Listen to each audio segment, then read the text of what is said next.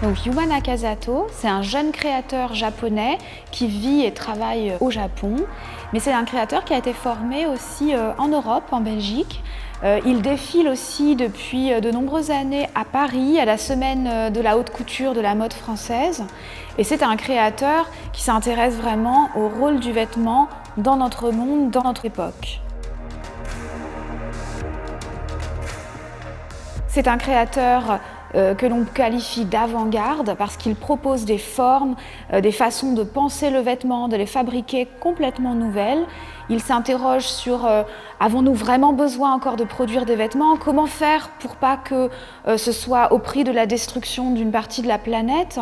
Il cherche des solutions techniques dans les savoir-faire ancestraux en Europe, en Asie. Il cherche aussi, lorsque toutes ces solutions ne lui conviennent pas, il développe avec des entreprises de nouvelles technologies, de nouvelles solutions qui sont présentées dans ces vêtements. C'est vraiment un créateur qui s'interroge et qui pense son rôle de créateur de vêtements dans des enjeux environnementaux. C'est d'ailleurs à ce titre-là qu'il est intéressant aussi de le présenter dans un musée de mode tel que la Cité de la Dentelle et de la Mode à Calais.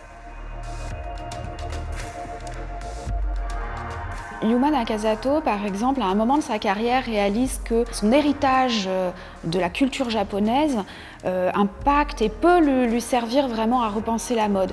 Je prends pour exemple le kimono, qui est un vêtement unisexe, qui s'adapte au corps de celui qui le porte, qui est très modulable, qui est réparable. Il rassemble à lui-même plein d'éléments qui peuvent être des solutions pour demain. On est vraiment dans l'héritage et la lignée en fait de la mode d'avant-garde qui va proposer des solutions nouvelles, une esthétique nouvelle, comme le faisait Iris van Herpen, présentée il y a une dizaine d'années dans ce même musée à Calais et qui continue, ils sont plusieurs créateurs à ouvrir des voies nouvelles et nous permettre de penser, d'envisager ce que sera la couture dès aujourd'hui et déjà les vêtements que nous porterons demain.